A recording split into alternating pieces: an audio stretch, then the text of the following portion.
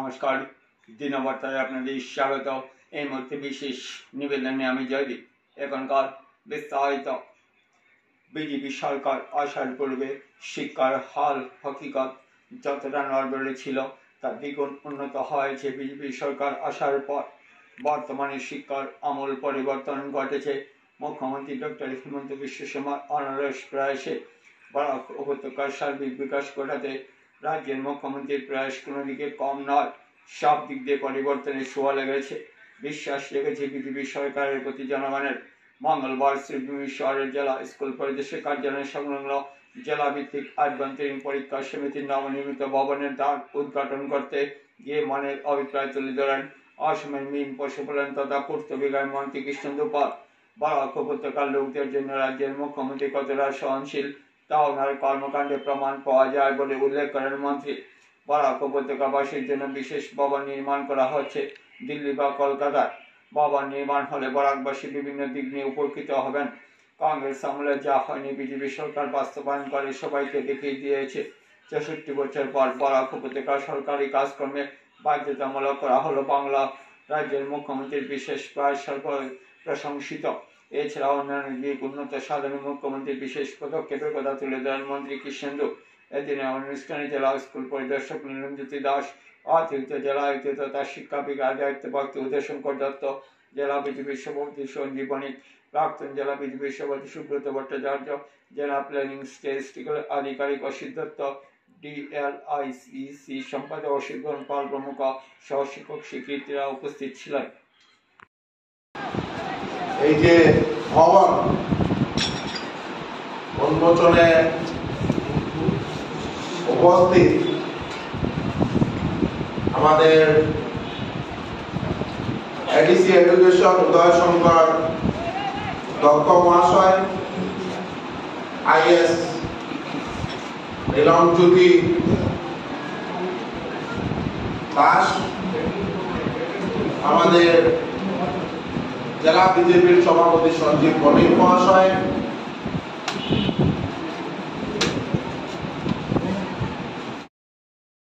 রাজা বিদ্যান সর্বত পূজিত।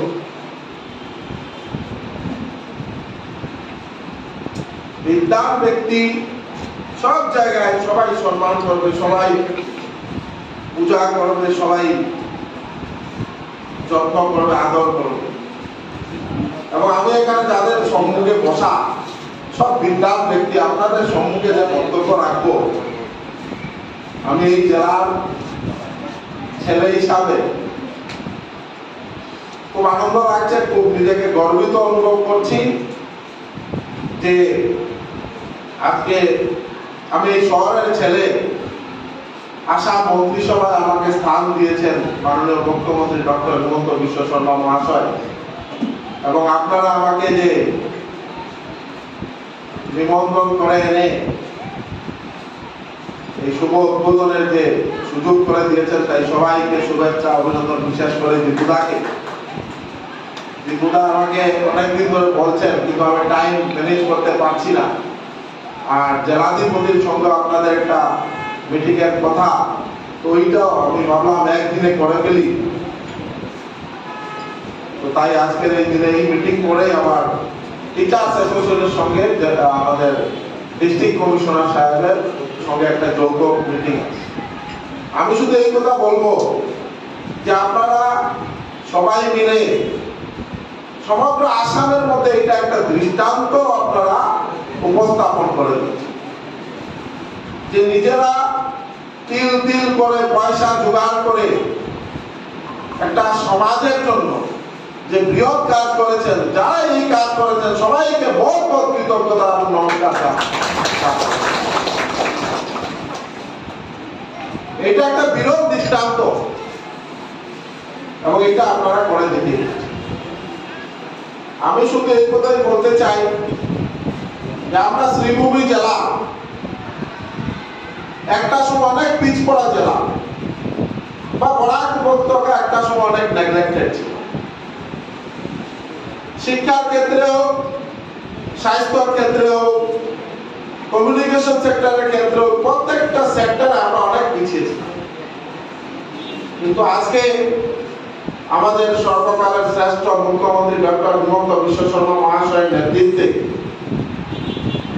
ওনার যে প্রয়াস যে আসামের প্রত্যেকটা এলাকার সঙ্গে বরাককেও সমানভাবে উন্নয়নের চরম শিখরে নিয়ে পৌঁছাতে হবে, তার জন্য মাননীয় মুখ্যমন্ত্রী মহাশয় বরাক উপত্যকার জন্য একটা আলাদা মন্ত্রণালয় উনি স্থাপন করেছেন, বরাক ভ্যালি ডেভেলপমেন্ট ডিপার্টমেন্ট।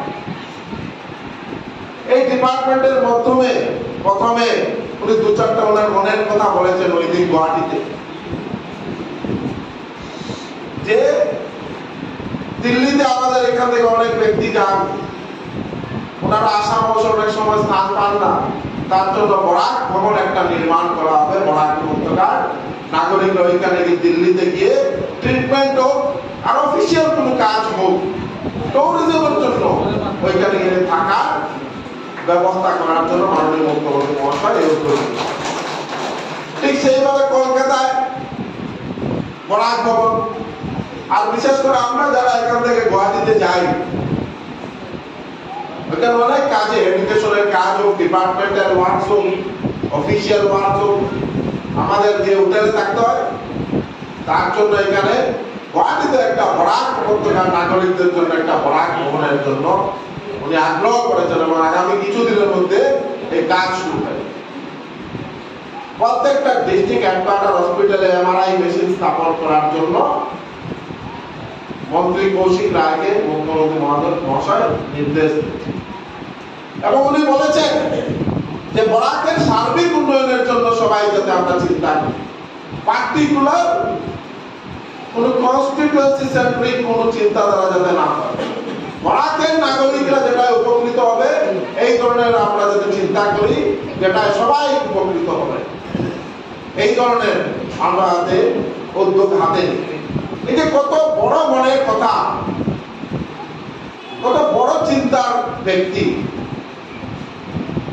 আমরা চা বাগান এলাকায় দেখেছিলাম স্কুল ছিল, স্টুডেন্ট ছিল, কিন্তু শিক্ষক ছিল না। বা আমার পাতারকান্দি কনস্টিটিউয়েন্সিতে আমি যে দেখলাম জিরো টিচার স্কুল। এখানে অনেক পাতারকান্দির আমার অনেক শ্রদ্ধা শিক্ষাগুরুরা আছেন, ওনারা বলতে পারবেন। আমি দেখে অবাক হই এবং সঙ্গে সঙ্গে আমার দীপুদার সঙ্গে মাসে ৩-৪ বার প্রায় ঝগড়া।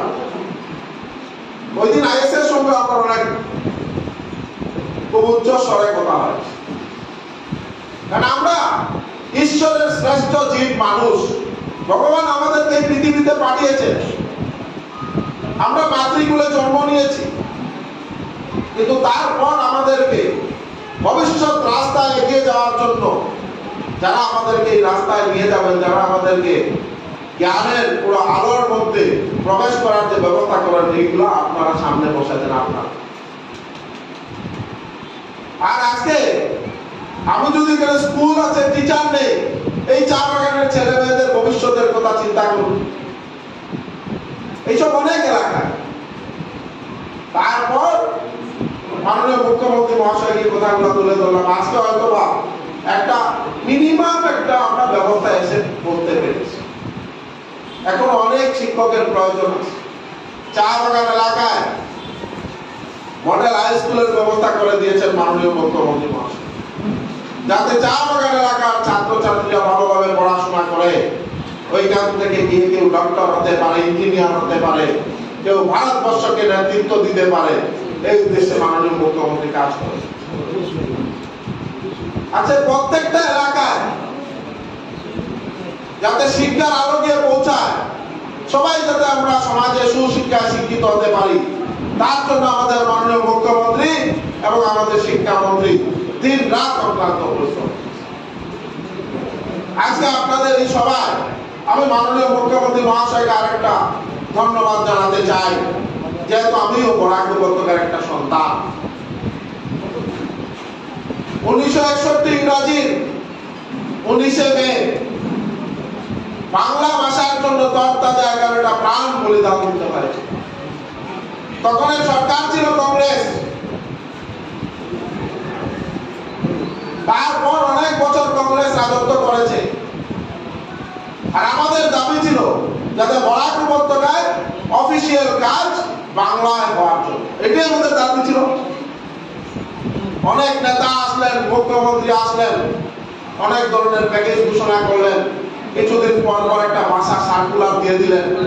আমি দেখেছি এখান থেকে আসাম বিধানসভায় কংগ্রেসের অনেক বিধায়ক অনেক কথা বলতেন বাংলা ভাষার অধিকার।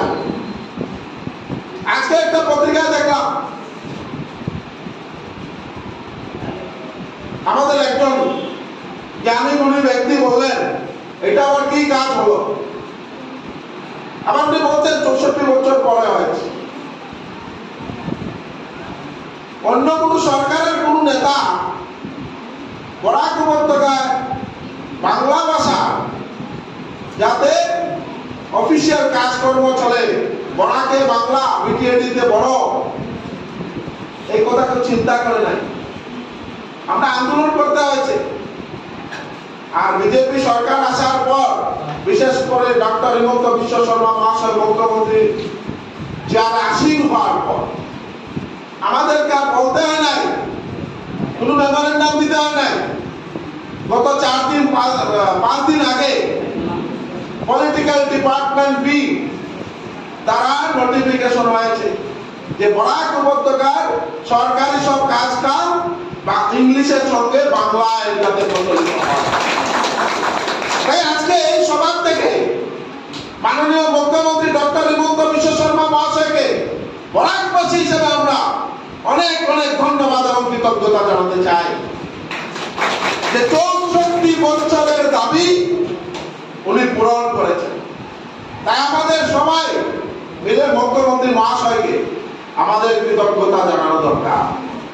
ক্রিটিসিজম নয়, অনেক সকল ইন্টেলেকচুয়াল বামপন্থী ব্যক্তিরা বলতে পারেন, ক্রিটিসিজম করতে পারেন, কিন্তু সত্যিকার অর্থে কোনো ব্যক্তি যদি কাজ করে দেখিয়েছেন উনি হলেন ডক্টর হিমন্ত বিশ্ব শর্মা মহাশয়।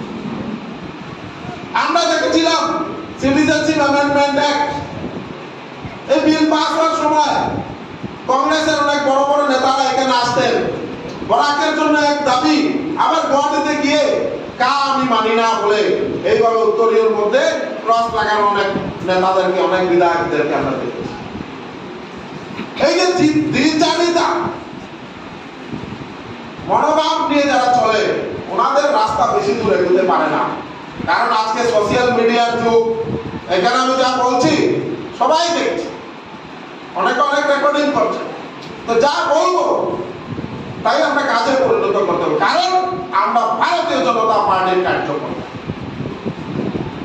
আমাদের কথা এবং কাজে আমাদের মিল থাকতে হবে।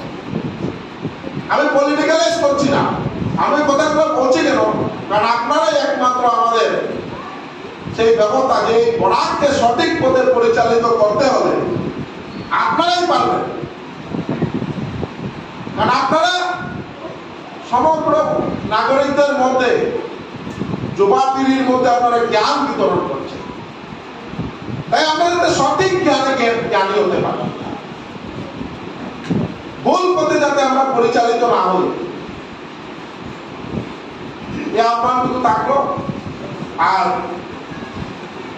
আপনারা যেভাবে সমাজের একটা শক্তিশালী সমাজ গঠন করার লক্ষ্যে আপনারা যেভাবে কাজ করে যাচ্ছেন, মা কামাখ্যার আশীর্বাদ, ভগবানের আশীর্বাদ, ঈশ্বরের আশীর্বাদ, আল্লাহর আশীর্বাদ আপনাদের সবার উপর বর্ষিত হোক। আপনারা আরো ভালো করে আমাদের সমাজকে শিক্ষার একদম চরম শিখরে নিয়ে পৌঁছে দিয়ে যান, এই প্রার্থনা রেখে আবার সবাইকে ধন্যবাদ এবং কৃতজ্ঞতা জানিয়ে আমি আমার বক্তব্য শেষ করলাম। নমস্কার, জয় হিন্দ। গোটেইখিনি কথা উঠাই ধৰিলে কেনেকুৱাকে বিভিন্ন আমাৰ শিক্ষকসকলৰ অৱদান আৰু আমাৰ এই DLICৰ ভৱন নিৰ্মাণৰ কেনেকুৱা এক ইতিহাস। গতিকে মই আৰু সময় নলওঁ, এই চেগতে মই আমাৰ এই DLICৰ ভৱন নিৰ্মাণৰ বাবে যিসকল শিক্ষক শিক্ষয়িত্ৰী আমাৰ কাৰণে অশেষ অৱদান আগবঢ়াইছে তেওঁলোকক মই অনেক ধন্যবাদ জনাইছোঁ। আমাৰ ইয়াত আহি আজি উপস্থিত হৈ আমাক কৃতাৰ্থ কৰাৰ কাৰণে মাননীয় মন্ত্ৰী মহোদয়ৰ লগতে আমাৰ সন্মানীয় সঞ্জীৱ বণিক ডাঙৰীয়া, আমাৰ সন্মানীয় সুব্ৰত ভট্টাচাৰ্য ডাঙৰীয়া, আমাৰ ডিপাৰ্টমেণ্টৰ ADC এডুকেশ্যন ডাঙৰীয়া, সকলো এডুকেশ্যনক মই ধন্যবাদ জনাইছোঁ। আশা কৰোঁ আমাৰ শ্ৰীভূমি জিলা শিক্ষাৰ ক্ষেত্ৰত আগবাঢ়িব। অকল বৰাক ভেলীতেই নহয়, অসমৰ ভিতৰতে আমাৰ যাতে আগত থাকে তাৰ কাৰণে মই সদায় আপোনালোকক কৈ আছোঁ। আৰু আপোনালোকে এই কথা কামৰ মাজেৰে যাতে আমি ৰূপায়ণ কৰিব পাৰোঁ তাৰ কাৰণে আপোনালোকৰ সহায় সহযোগ লাগিব। আৰু আমাৰ মন্ত্ৰী ডাঙৰীয়াই কৈছে আপোনালোকৰ উদ্দেশ্যে তেওঁ সদায় কাম কৰি আহিছে আৰু কৰিব। গতিকে আমাৰ যিহেতু আৰু এটা আলোচনা হ'ব আমাৰ পৰীক্ষাৰ সংক্ৰান্তত আমাৰ কেনেকৈ শ্ৰীভূমি জিলাৰ শিক্ষাখণ্ড আৰু আগবঢ়াই নিব পাৰে তাৰ কাৰণে আমি ডিচি ছাৰৰ কনফাৰেন্স হলত সুকীয়া মিটিং আমি আয়োজন কৰিছোঁ। তাৰপিছত আপোনালোকক মই অনুৰোধ জনাইছোঁ আপোনালোকে যাতে দুপৰীয়াৰ আহাৰ আমার ইয়াতে আহি গ্রহণ করে। মানে আমার ভালো লেগেছে আজকে বিশেষ করে ইন্সপেক্টর স্কুল ওনাদের যে যত স্টাফ বা শিক্ষকরা মিলে ওনাদের নিজে এই পয়সা বাঁচিয়ে এই ভবনটা ওনারা নির্মাণ করেছেন এবং ওই ভবনটা নির্মাণ করেছেন DLIC ভবন।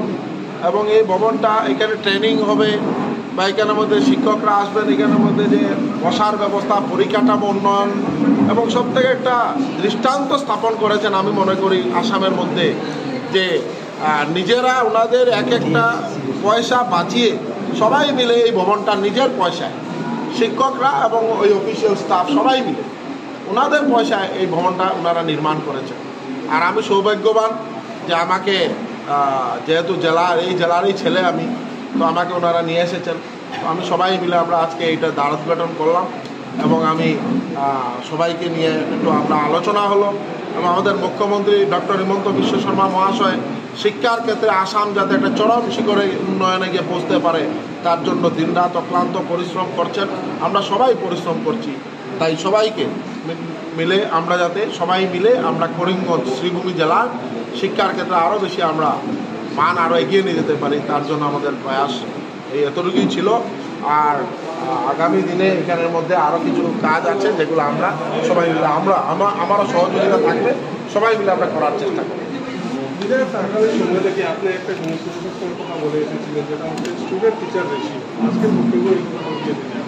আজকে জেলাধিপতির অফিস অলরেডি মিটিং আমাদের আছে, teachers association versus district commissioner, inspector school সবাইকে আমরা চাই স্টুডেন্ট টিচার রেশিও যাতে মেনটেন হয় এবং লেডিস টিচার যারা বাইরে দূরে দূরান্তে আছেন ওনাদেরকে যাতে সেফ জোন শহরের নেইবারিং বা শহরের মধ্যে করে আর যাতে মেনটেন করা হয়, বা সিরিয়াসলি যে যাদের একদম শারীরিকভাবে অসুস্থ বা ওনাদেরকে যাতে খেয়াল করা হয়, পরে যাতে সবার বোথ সাইড দেখে যাতে মেনটেন করে, যাতে স্টুডেন্ট টিচার রেশিওর উপর আমাদের ভিত্তি যেটা এটা যাতে আমরা মেনটেন করি, এটাই আমাদের মূল্য।